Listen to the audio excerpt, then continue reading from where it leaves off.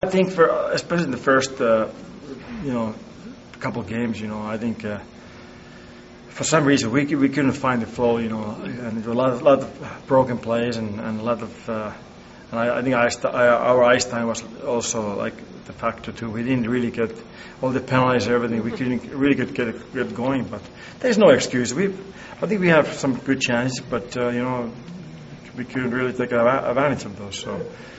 Obviously, that's one thing. I want to have more goals on our lines. So, it's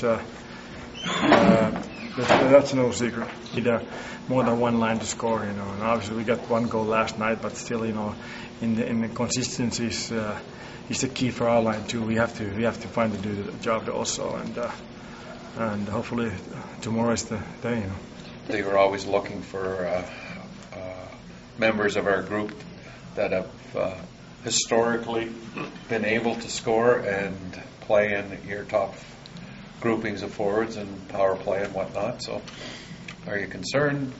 I think you'd like to see him score. I think he'd like to score. It's not like he's not working and not getting chances. I just think that right now there's a little bit of a dry spell, but we all have been around here long enough to know that he can pull a rabbit out of the hat at any time. We didn't have much going for ourselves in the first half of it.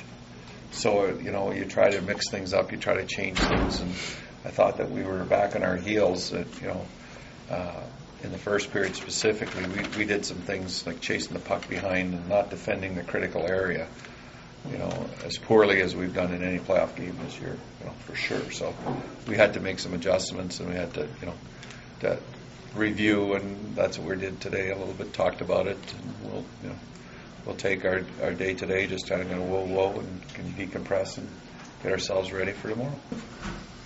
So you turn the page, start over tomorrow. For me, it doesn't, and I hope it doesn't for our players, because that's what we talk about. The peaks and valleys of the season, the peaks and valleys of playoff games. You cannot get too high, you can't get too low. When things don't go your way or the way you feel you'd like them to go, the bottom line is we didn't get the job done last night, so our preparation, our focus started last night for Monday. And that's the way we've dealt with these situations, and we will continue to deal with them that way. The challenge of playoff hockey is just to really always keep your eye on the next shift. Keep it as simple as that. It's not easy. I mean, it's easily said, tougher to do, I guess. But that's our challenge right now, just to regroup and try and learn from the last game and be better tomorrow night. Playoff hockey, because it is so emotional. It's so intense that you have all those things going, and maybe when it doesn't go your way, it's difficult to maybe move on, because the feelings are strong. I mean, you want to win. You're out there doing your best. So that's a tough thing, an important thing to learn in playoff hockey, because the games just keep coming. It's a series. It's not just one game and move on. I mean, you need to win 4 of 7, obviously, and that's a long stretch. So, we need to be prepared to go out and play our game. Play confident.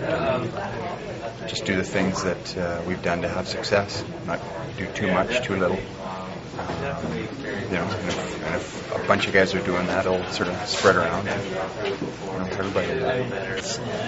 I think everybody in this room that realizes that that's already part of the process. You dwell on it for 2 hours, and then you put it behind it, and you come in, and that's the beauty of the playoffs. When you're in the lead, you're going to get another shot that ends up right again 2 days later. So, it's a light and airy, it's a confident room right now. It's not a bunch of guys, tense or uptight or anything like that. It's a group of guys that knows the task at hand tomorrow, and we'll be ready for it.